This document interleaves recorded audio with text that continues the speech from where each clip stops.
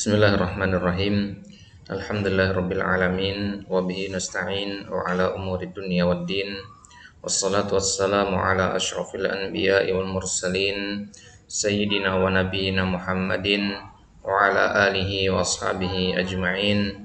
Amma ba'd. Fallahumma anfa'na bima 'allamtana wa 'allimna ma yanfa'una wa zidna 'ilman ya rabbal alamin. Wa ikhwani fid din rahimani wa rahimakumullah. Alhamdulillah ta'ala fi hadhil munasabah nuwasilu darsana an-nahwi min kitab At-Tuffahatu fin Nahwi li muallifihi Abu Ja'far An-Nahas An-Nahwi rahimahullahu ta'ala. Taib, sekarang kita lanjutkan pembahasan kita masih dari kitab At-Tuffahatu fin Nahwi. Taib, sekarang kita masuk bab baru yaitu pembahasan tentang aqsamil af'al. Aqsam artinya pembagian-pembagian atau bagian-bagian. Jadi di pembahasan ini kita akan membahas seputar fiil, ya, pembagian-pembagian fiil atau bagian-bagian dari fiil. Baik. Jadi pertemuan sebelumnya kita sudah bahas tentang bagaimana i'rab isim musanna dan isim jamak.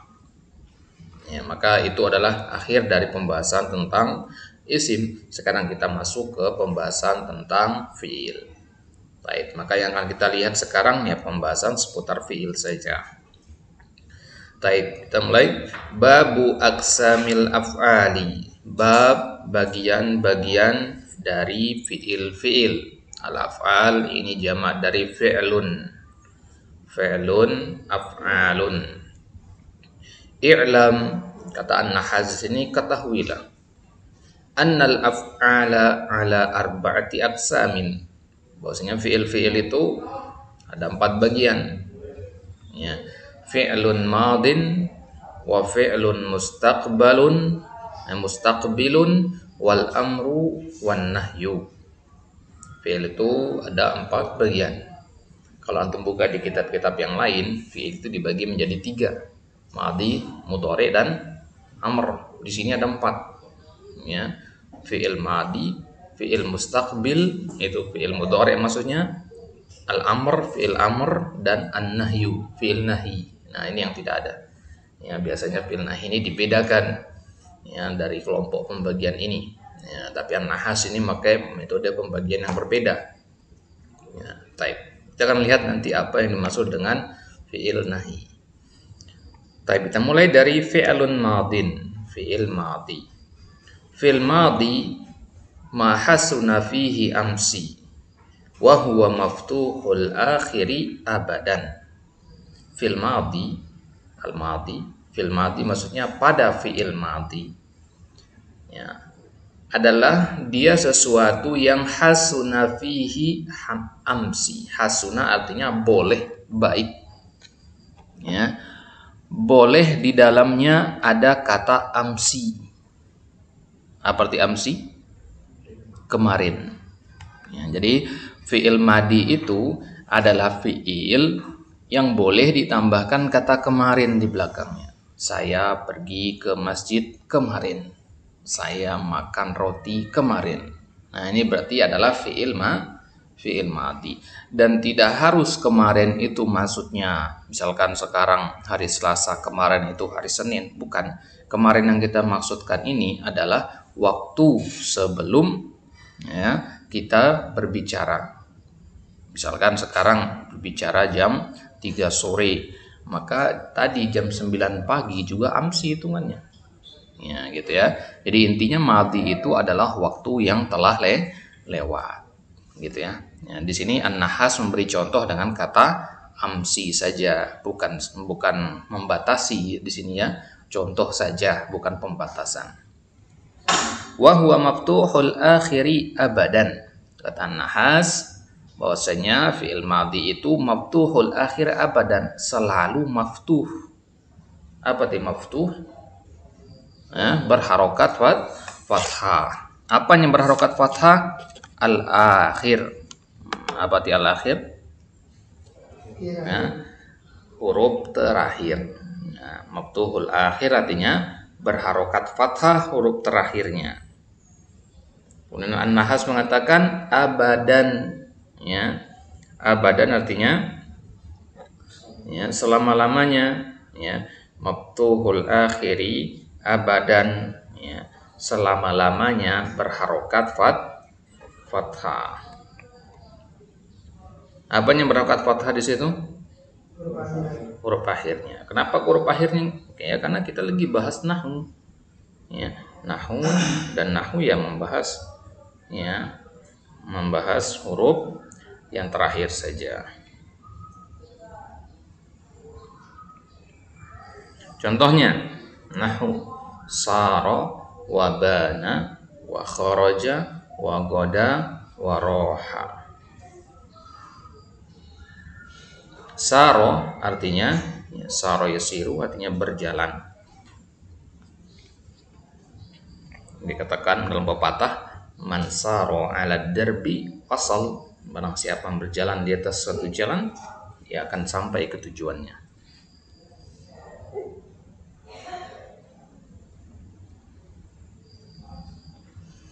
Baik, jadi saro yasiru, kemudian bana artinya zoharo, jelas. Wa kharaja artinya keluar, goda itu pergi, ya, roha juga sama, ya, goda roha itu sama, ya, kadang dia digunakan maknanya spesifik, ya, goda itu pergi di waktu pagi atau siang, roha itu pergi di waktu sore atau malam.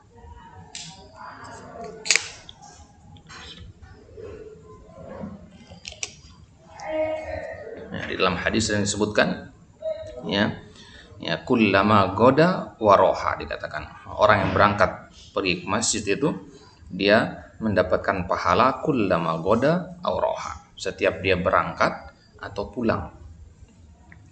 Jadi maksudnya, jadi kalau sekarang Anda pergi ke masjid, itu goda namanya, godautu ila masjid. Anda kembali lagi ke rumah, roha namanya, rohautu minal masjid. Jadi goda ini pasangannya roha, goda dan roha.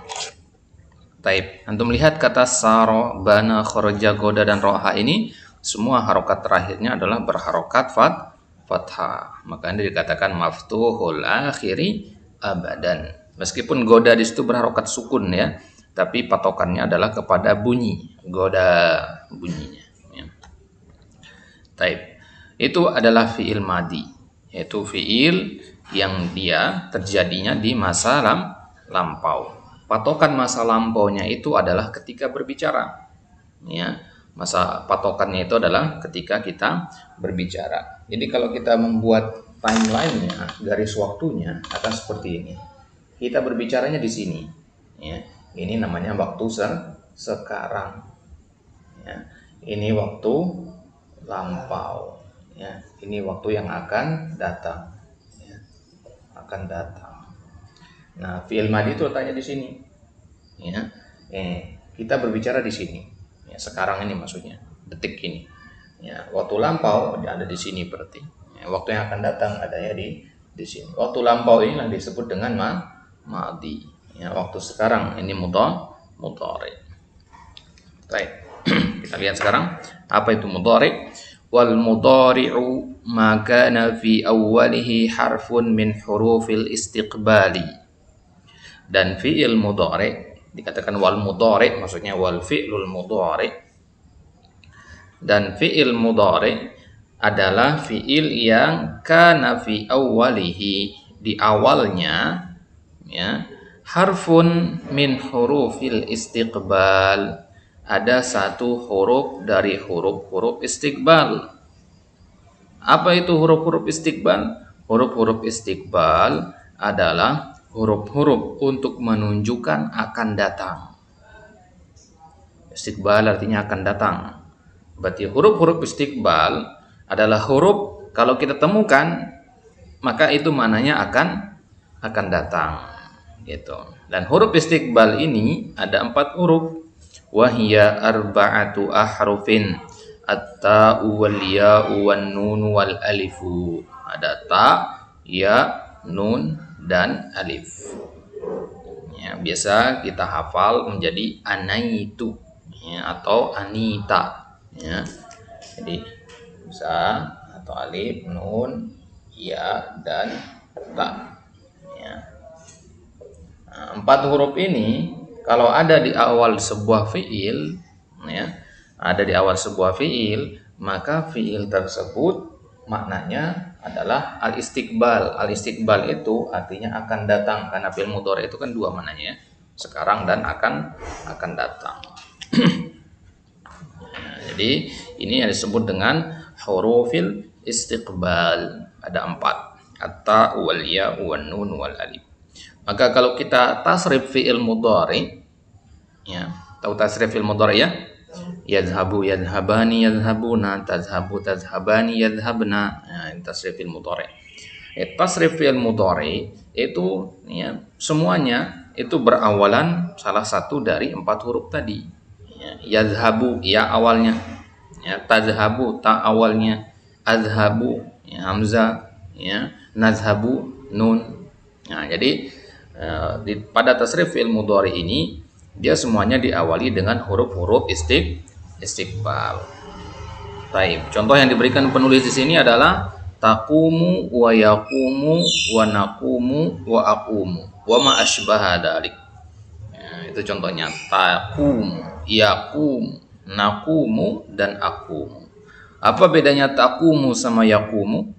Bedanya adalah pada domir fa'ilnya. Ya, pada domir fa'ilnya. Taqumu itu domir anta atau domir hiya. Ya, yaqumu itu domir huwa. Naqumu itu domir nahnu. Ya. Domir nahnu. Kemudian aqumu domir ana. Ya, itu bedanya ya.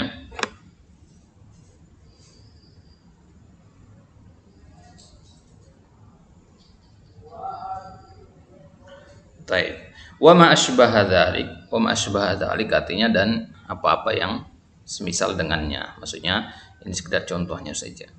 Wa hadhil af'alu marfu'atun abadan, dan fiil-fiil seperti ini yaitu taqumu, yaqumu, naqumu tadi, ya, marfu'atun abadan, dia dihukumi marfu, ya, dia selalu marfu. Jadi kalau nanti diminta, ya, Ahmad i'rab yaqumu, ya, maka Ahmad mengatakan yaqumu fi'lun mudhari'un, gitu ya, karena fi'il mudhari itu selalu marfu, tapi ada syaratnya, ma lam yadkhul 'alaiha nasibun. Ma artinya selama, lam yadkhul, ya, tidak masuk kepadanya nasibun. Ya, nasibun artinya, ya, sesuatu yang memansubkannya, yang sibuha, yang akan menasobkannya. Au jazimun yajzimuha, atau adanya suatu jazim yang menjazmkannya. Baik. Jadi kalau tidak ada dua jenis ini, nasib sama jazim ini, maka fi'il mudhari dihukumi dengan hukum asalnya, yaitu marfu. Baik. Jadi kita punya dua di sini, ada namanya nasibun, ada namanya jazimun. Ya. Jadi selama tidak ada dua hal ini, maka fi'il mudhari itu dihukumi marfu. Apa saja nasibun itu? Nasibun itu artinya yang memansubkan. Nah, masih ingat hukum mansub, nasab? Ya, nasab itu harokatnya apa? Fathah. Jazim harokatnya apa? Sukun. Gitu ya. Berarti fi'il mudhari itu, ya, bisa kemasukan nasibun, bisa kemasukan jazimun. Kalau kemasukan nasibun, maka dia akan berharokat fathah. Kalau kemasukan jazimun, maka dia berharokat sukun. Kalau tidak ada dua-duanya ini, maka dia berharokat doma. Ya, doma ini harokat apa? Marfu. Ya, jelas ya? Ya, jadi hukum asalnya fi'il mudhari itu adalah marfu. Maka penting kita pelajari apa saja nasibun dan apa saja jazimun. Kalau kita tahu apa saja nasibun, apa saja jazimun, kapan, maka kita tahu kapan saja dia marfu. Paham ini maksudnya? Ya, karena nasibun sama jazimun ini adalah sesuatu yang mampu merubah harokat fi'il mudhari. Nasibun mampu merubah mudhari dari domah menjadi fathah. Jazimun mampu merubah fi'il mudhari dari domah menjadi sukun. Kalau nggak ada kedua-duanya ya tetap fi'il mudhari'nya berharokat domah. Gitu ya. Ya, jadi kalau fi'il mudhari tiba-tiba misalkan di awal kalimat kita mengatakan ya, ini fi'il mudhari kan ada ya di awalnya. Ini bacanya apa? Yadhhaba, yadhhabu atau yadhhab? Yadhhabu. Kenapa? Karena dia di awal kalimat. Enggak ada nasibun di sini. Enggak ada jazimun. Nah, kalau sekarang kita ini tadi doma, sekarang kita tambahkan an di sini. Yuridu an. Huwa yuridu an. Maka yadhhabu ini karena an ini adalah salah satu dari anggota nasib, maka dia berharokat fathah. Berubah harokatnya kan? Apa yang menyebabkan dia berubah? Adanya nasib. Apa nasibnya di sini? An. Gitu ya. Jadi an, lan, kai itu namanya nasib atau disingkat dengan disebut dengan silah nawasib.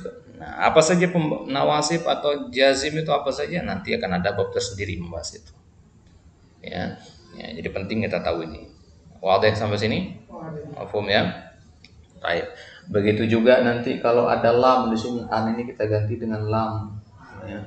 Lam. Maka yang tadinya yadhabu, ya sekarang berubah menjadi yadhhab. Ya. Dari mana kita tahu kok harus sukun kalau setelah lam? Karena lam itu bagian dari jazim. Nah, an itu bagian dari nasib, lam itu bagian dari jazim. Maka kita harus hafalkan apa saja anggota nasib, apa saja anggota jazim. Anggotanya nasib namanya nawasib, anggotanya jazim namanya jawazim. Nanti kita lihat apa saja nawasib sama jawazim. Baik, kembali ke kitab. Wa hadhil af'alu marfu'atun abadan. Ulang dari awal tadi, dari awal kalimat. Dan fiil ini selalu dihukumi marfu dengan syarat malam yadkhul 'alaiha nasibun. Ya, selama ia tidak dimasuki oleh nasibun au yansibuha yang mampu menasabkannya, au jazimun yajzimuha atau tidak kemasukan jazim yang menjazamkannya, walahuma maudi'ani yudhkarani fihi, keduanya punya tempat. Ya, keduanya maksudnya nasib dan jazim tadi keduanya punya maudi'. Ya, maudi'ani artinya ya, maudi artinya tempat. Ya, yudhkarani fihi, ya. Ya, di kedua tempat itulah kita membahasnya nanti. Paham mana kalimat terakhir ini? Walahuma maudi'ani yudhkarani fihi artinya ya, nasib sama jazim ini akan dibahas di tempatnya sendiri nanti. Di kitab ini maksudnya, bukan di bab ini. Oke? Nah, jadi nanti ada pembahasan tersendiri membahas nasib dan jazim. Nasib nanti ada bab tersendirinya, jazim juga begitu. Ya. Kalau tanda rafa tanda i'rab pada fi'il itu kan 3 ya. Rafa, nasab sama jazm, ya kan? Ya. Yang menasabkan kita namakan nasib, yang menjazamkan kita namakan jazim. Nah, sekarang yang merofakkan kita namakan apa? Nggak ada, ya. Yang merofakkan itu nggak ada istilahnya. Kenapa? Karena dia adalah hukum asalnya rofa. Jadi nggak ada apapun yang mampu merofakkan. Karena rofa itu adalah ketika tidak ada tanda-tanda yang lain, maka dia rofa. Gitu. Nah, jadi rofa itu nggak butuh kepada huruf-huruf seperti nasib sama jazim. Nasib butuh an, lan, kai dan seterusnya. Jazim butuh lam dan seterusnya. Ya, tapi kalau rofa enggak butuh. Karena apa? Karena ketiadaan tanda-tanda yang lain, itulah tandanya dia. Ya, ketiadaan tanda rofa dan nasab, itulah tanda jazamnya.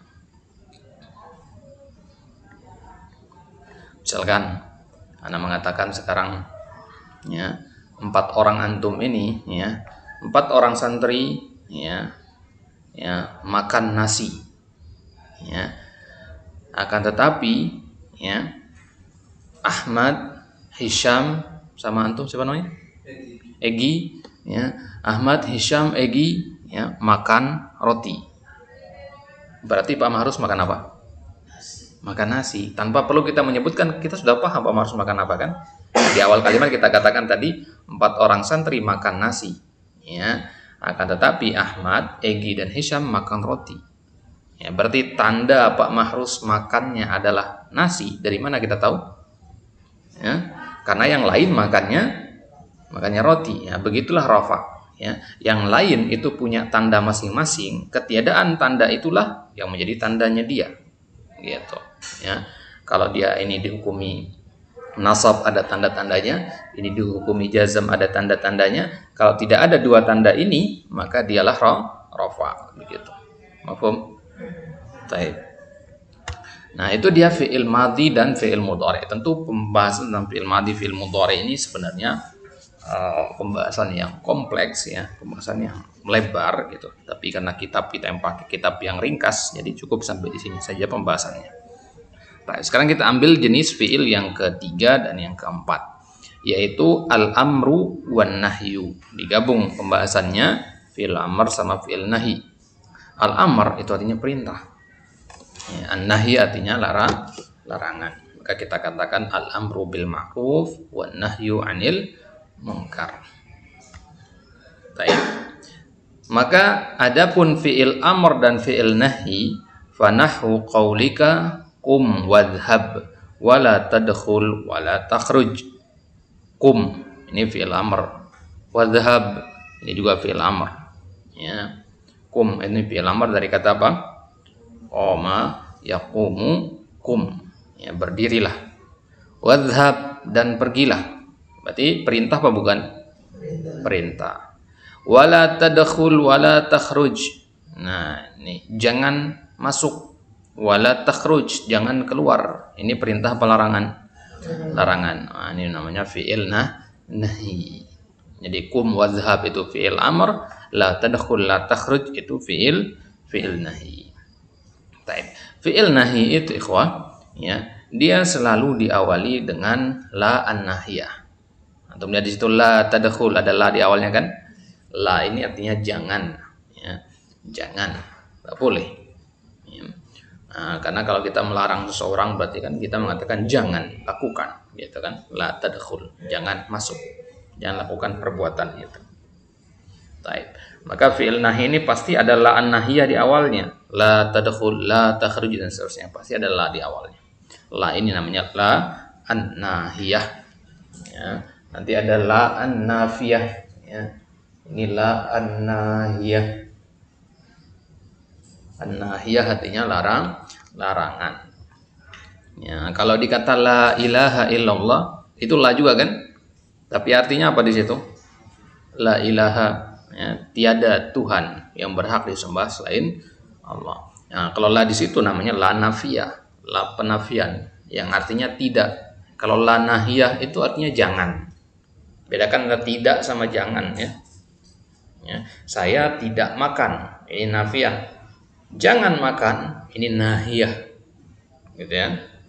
Jadi bedakan nanti, ada yang artinya jangan, itulah nahiyah yang sedang kita bahas sekarang. Yang artinya ya tidak, itulah nafiyah. Ya. Baik. Wa huma majzuman, dan keduanya majzum. Apa maksudnya keduanya? Ya, amar sama nahi. Ya, fi'il amar sama fi'il nahi itu majzum. Antum lihat itu. Kum, apa harokat terakhirnya? Sukun. Idhab, apa harokat terakhirnya? Sukun. La tadkhul, apa harokat terakhirnya? Sukun juga. La takhruj juga sukun. Nah, maka dua jenis fi'il ini dua-duanya majzum. Berarti kalau fi'il mudhari itu hukum asalnya majzum, fi'il mudhari hukum asalnya marfu, maka fi'il amr dan fi'il nahi hukum asalnya majzum. Ngerti ini maksudnya? Nah, kan kita sudah punya 4 fi'il di sini ya, fi'il madhi, mudhari, amr dan nahi. Fi'il madhi itu apa tadi hukumnya? Maftuhul akhir abadan tadi kita bilang. Fi'il madhi itu selalu fathah, Ya, kalau dia selalu fathah berarti namanya mabni namanya. Nanti sudah pernah belajar, pernah dengar kata mabni. Kata mabni itu berarti dia keluar dari rofa, nasab, sama jazm. Ngerti maksudnya? Ya. Jadi i'rab itu kan, pengertian i'rab adalah perubahan harokat. Ya, perubahan harokat. Maka ya, ada kata-kata dalam bahasa Arab yang dia tidak berubah-ubah harokatnya, gitu-gitu aja gitu. Jadi mau ditaruh dimanapun di dalam kalimat, harokatnya tetap sama, stabil dia. Nah, ini yang disebut dengan mabni, gitu ya, mabni dia. Nah, contohnya fi'il madhi. Fi'il madhi ini dihukumi mabni. Kenapa? Karena tadi di kitab dikatakan apa? Maftuhul akhir abadan, selalu berharokat fathah di belakangnya. Berarti mau ditaruh dimanapun fi'il madhi ini harokatnya tetap begitu, gitu ya. Nah, fi'il madhi ini berarti dia mabni. Kalau kita katakan suatu fi'il mabni, berarti dia tidak boleh marfu, tidak boleh mansub, tidak boleh majzum, gitu ya. Yang bisa dikatakan marfu, mansub, dan majzum itu adalah fiil-fiil yang bisa berubah harokatnya, atau dengan istilah lainnya mu'rob. Ya, apa istilahnya? Mu'rob, lawan dari mabni, gitu ya, lawan dari mabni. Katakanlah misalkan Ahmad ini adalah fiil madi dia. Ya, dia kemana-mana membawa harokat fathah di atas kepalanya, harokat fathah. Jadi kemana-mana dia, mau ditaruh dimanapun, ditaruh di masjid, ditaruh di kelas, ditaruh di asrama, dia tetap membawa fathah itu. Ngerti? Ya. Jadi Ahmad dihukumi mabni apa mu'rob di sini? Mabni. Karena dia tetap, ya, tetap itu artinya mabni. Gitu. Nah, jadi Ahmad ini dia tidak terpengaruh oleh lingkungan sekitarnya. Ya, dia mau ketemu nasib atau jazim, dia tetap berharokat fathah. Dia mabni. Ya. Beda halnya misalkan dengan egi. Ya. Egi ini anggaplah dia adalah fi'il mudhari. Dan fi'il mudhari itu mu'rob. Apa itu mu'rob? Berubah-ubah harokatnya. Ya. Egi kalau ditaruh di masjid dhammah dia, karena dia sendirian. Ditaruh di kelas ada teman-teman yang lain, ya, fathah dia karena ada nasib. Ya. Ketika egi ketemu sama teman yang lain, ya, temannya itu adalah seorang jazim, maka dia berubah menjadi sukun. Ya. Berarti egi ini bisa berubah-ubah harokatnya, ngerti ya? Maka egi lah yang bisa kita katakan egi kalau di masjid namanya marfu, kalau di kelas namanya mansub, ya, kalau di asrama namanya majzum. Tapi kalau Ahmad mau di kelas, di asrama, di masjid, tetap dia dihukumi mabni, fathah. Ngerti ya? Jadi Ahmad nggak boleh kita bilang Mat antum itu marfu, Mat antum itu mansub, nggak boleh, karena dia adalah fi'il madi. Fi'il madi ya tetap, ya, mau dimanapun diletakkan dia akan tetap berharokat fathah, mabniun alal fathi. Wadihuna? Baik. Nah, berarti hukum asalnya, ya, fi'il mudhari tadi adalah marfu. Egi tadi, ya, kalau dia lagi sendirian marfu dia. Kenapa? Karena nggak ada orang lain yang merubah harokat domahnya. Ngerti? Nah, jadi egi ini domah dia. Sampai datanglah Hisham. Hisham ini nasib. Ya, dipaksalah egi untuk berubah harokatnya menjadi fathah.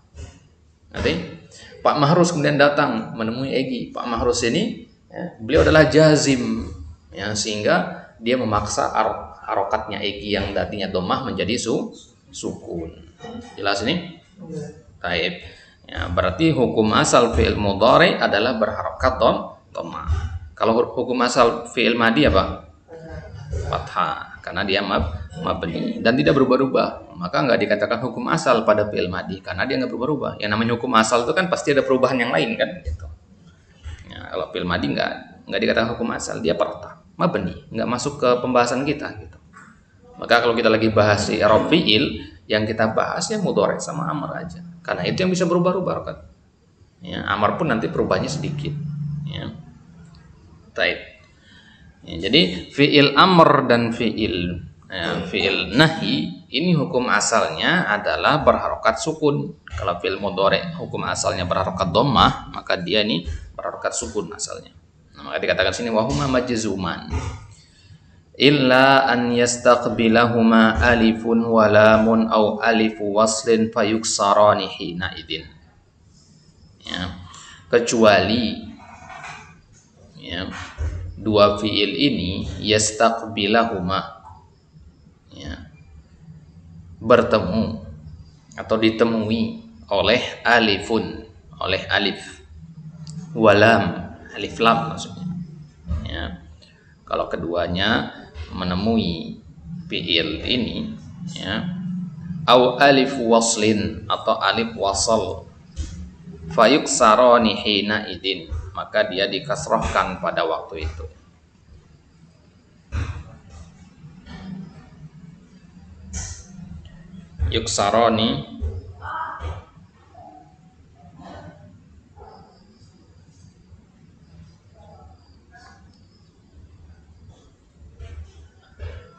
Yuksarani artinya dikasrohkan. Jadi kalau ada dua hal yang bertemu dengan fiil amr dan fiil nahi ini, yang pertama alif lam, yang kedua alif wasal. Kalau ada dua hal ini masuk kepada fiil amr atau fiil nahi, maka dia akan menjadi kasroh. Contohnya, idribil qauma, idribil qauma. Nah, di situ ada fiil amr idrib. Ya, asal katanya idrib itu majzum. Tadi kita katakan fiil amr itu majzum. Ya, tapi dia bisa menjadi kasroh kapan? Kalau setelahnya ada alif walam. Mana alif lamnya di situ? Dikata al-qauma.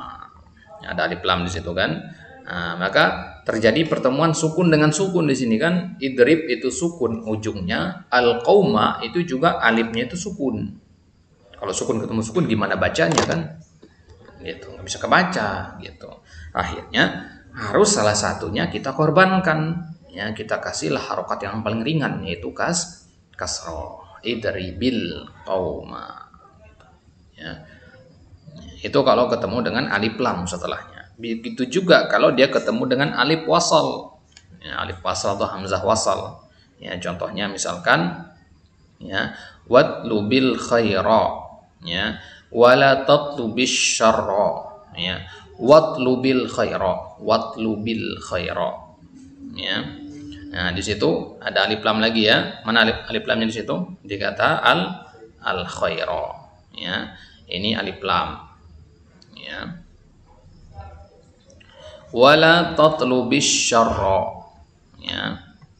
Dan jangan la tatlubis, ya, jangan meminta asyarra, mencari-cari keburukan. Ya, di situ asyarra alif lam lagi kan. Nah, untuk melihat di sini contoh-contohnya.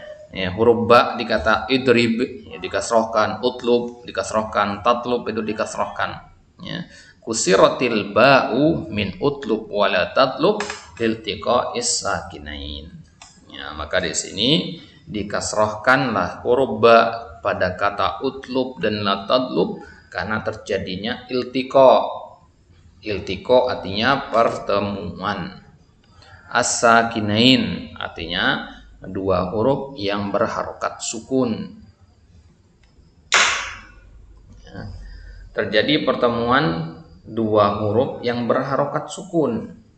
Itulah alasannya kenapa dia dikasrohkan. Ya, apa huruf yang berharokat sukun di situ maksudnya? Ba sama lam itu, alif lam itu. Ya, wa mithluhu, contoh yang lain misalkan akrimil qauma. Ya, akrimil qauma. Wadkhulid dara wa addib ibnaka, ya, wa addib ibnaka. Perhatikan ini contoh untuk alif wasal ya, atau hamzah wasal. Ya, wa addib ibnaka asal katanya. Tapi ketika dia ketemu dengan fi'il amr sebelumnya menjadi apa? Wa addib ibnaka. Paham cara bacanya ya? Jadi hamzah wasal itu kaidahnya, pengertian dari hamzah wasal itu adalah dia dibaca hanya ketika di awal kalimat. Kalau berada di tengah dia tidak dibaca. Ibnu Umar, ada hamzah wasalnya kan? Ibnu dibaca. Tapi kalau di tengah Abdullah ibnu, nggak ada hamzah wasalnya. Ya, kalau berada di tengah. Abdullah ibnu Umar, Muhammad ibnu Abdullah, nggak ada hamzah wasalnya. Bukan Abdullah ibnu Umar, enggak, tapi Abdullah ibnu, nggak ada i-nya, nggak ada ibnu, tapi ibnu. Baik. Ya, sama seperti contoh di sini, wa addibi benaka. Kalau kita balik kalimatnya, ibnaka adib, ada hamzah wasalnya. Jadi itu hamzah wasal ya, atau alif wasal dikatakan di sini. Ya, alif wasal, hamzah wasal maksudnya sama. Taib. Wala tuti'im ra'ataka. Ya, di situ alif wasal atau hamzah wasalnya dikata apa? Ya, imra'ataka. Ya.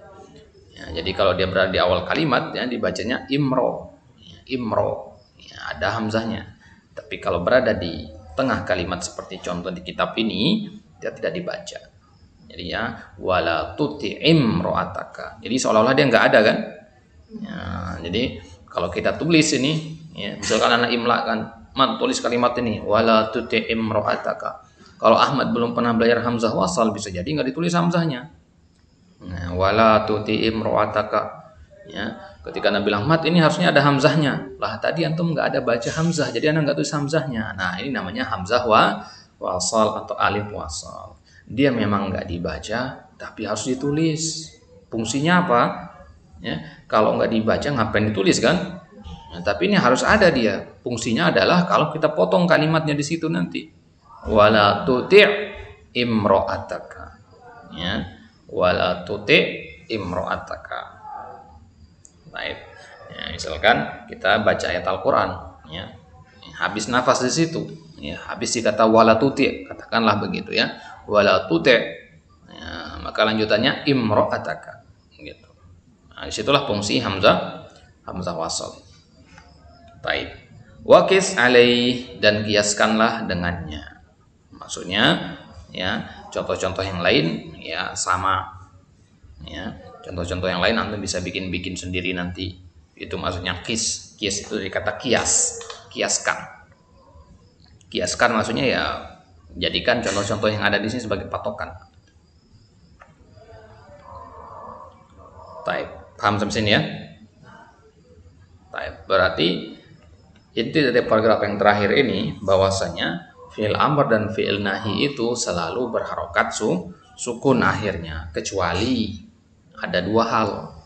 Ya, kecuali kalau dia dimasuki oleh dua hal. Yang pertama alif lam, yang kedua alif wasal. Kalau fi'il amr ketemu sama dua hal ini, maka fi'il amr tidak lagi sukun tapi berubah menjadi kasroh disebabkan oleh dua hal ini. Apa dua hal ini? Alif lam sama alif wasal. Nah, contoh-contohnya untuk bisa lihat di situ. Kelas mafhum sampai sini ya. Baik, ringkasan kita, ya, kesimpulan kita dari bab aqsamul af'al ini bahwasanya fi'il itu memiliki 4 bagian: fi'il madhi, mudhari, amr dan nahi. Ya, fi'il madhi itu dia mabni, selalu berharokat fathah akhirnya. Ya, ciri-cirinya adalah bisa kita tambahkan kata amsi di belakangnya.